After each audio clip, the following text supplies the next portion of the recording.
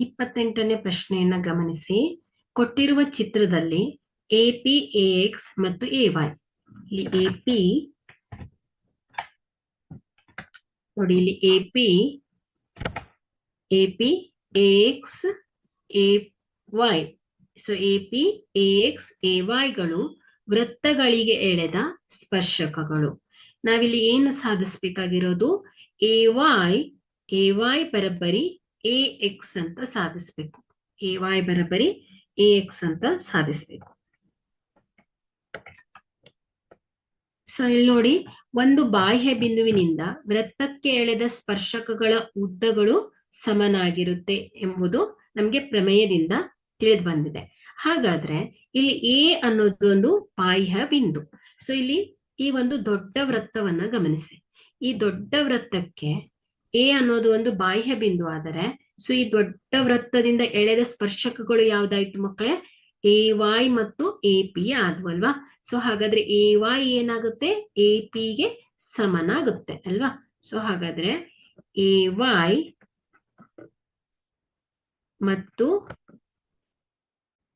AY ಮತ್ತು ಎಪಿಗಳು ಸ್ಪರ್ಶಕಗಳು.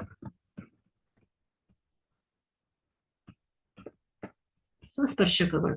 So ಇಲ್ಲಿ ಒಂದು ಸ್ಪರ್ಶಕದ ಪ್ರಮೇಯದ ಪ್ರಕಾರ ಇಲ್ಲಿ ಏನಾಗುತ್ತೆ? ಎವೈ ಬರಬ್ಬರಿ ಏನಾಗುತ್ತೆ? ಎಪಿ ಆಗುತ್ತೆ. ಆಯ್ತಾ? ಸೊ ಇದನ್ನ ಸಮೀಕರಣ 1 ಅಂತ ತಗೊಳ್ಳೋಣ. ಯಾಕೆ ಎವೈ ಬರಬ್ಬರಿ ಎಪಿ ಆಯ್ತು ಹೇಳಿ? ವೃತ್ತಕ್ಕೆ ಎಳೆದ ಸ್ಪರ್ಶಕಗಳ ಉದ್ದಗಳು ಸಮನಾಗಿರುತ್ತೆ. ಸೊ ಅದೇ ರೀತಿ ಚಿಕ್ಕ ವೃತ್ತವನ್ನ ಗಮನಿಸಿ. ಈ ಚಿಕ್ಕ ವೃತ್ತದಲ್ಲಿ ಬಾಹ್ಯ ಬಿಂದು ಎ ಆದ್ರೆ, ಸೊ ಈ ಒಂದು ಚಿಕ್ಕ ವೃತ್ತಕ್ಕೆ ಎಳೆದ ಸ್ಪರ್ಶಕಗಳು ಯಾವ್ದಾಯ್ತು? ಎಎಕ್ಸ್ ಮತ್ತು ಎಪಿಗಳಾದ್ವಲ್ವಾ? ಸೊ ಎಎಕ್ಸ್ ಮತ್ತು ಎಪಿಗಳು ಚಿಕ್ಕ ವೃತ್ತದ ಸ್ಪರ್ಶಕಗಳು. ಸೊ ಇವುಗಳು ಸ್ಪರ್ಶಕಗಳಾದ್ರೆ ನಮ್ಗೆ ಪ್ರಮೇಯದ ಪ್ರಕಾರ ಒಂದು ಬಾಹ್ಯ ಬಿಂದುವಿನಿಂದ ವೃತ್ತಕ್ಕೆ ಎಳೆದ ಸ್ಪರ್ಶಕಗಳ ಉದ್ದಗಳು ಸಮನಾಗಿರುತ್ತದೆ. ಸೊ ಹಾಗಾದ್ರೆ ಏನಾಯ್ತು ಇಲ್ಲಿ?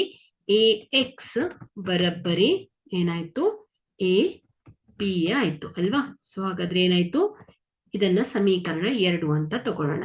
ಸೊ ಹಾಗಾದ್ರೆ ನಮ್ಮ ತೀರ್ಮಾನ ಏನಾಗುತ್ತೆ ಮಕ್ಕಳ? Equation 1 and 2. ಸೊ ಇಲ್ಲಿ ನಮಗೆ 1 ಮತ್ತು 2ರಿಂದ ಸಮೀಕರಣ 1 ಮತ್ತು 2ರಿಂದ ಏನಾಗುತ್ತೆ? ಎವೈ ಬರಬ್ಬರಿ ಎಪಿ ಮತ್ತು ಎಎಕ್ಸ್ ಬರಬ್ಬರಿ ಎಪಿ ಆದ್ರೆ ಏನಾಯ್ತು? ಎವೈ ಬರಬ್ಬರಿ ಏನಾಗುತ್ತೆ? ಎಎಕ್ಸ್ ಆಗುತ್ತದೆ ಅಲ್ವಾ ಮಕ್ಕಳ? ಸೊ ಹಾಗಾದ್ರೆ ಇಲ್ಲಿ ನೋಡಿ, ಈ ಒಂದು ಪ್ರಶ್ನೆಗೆ ನಮ್ಮ ಸಾಧಿಸುವಿಕೆ ಏನಾಯ್ತು? ಎವೈ ಬರಬ್ಬರಿ ಎಎಕ್ಸ್ ಆಗುತ್ತದೆ.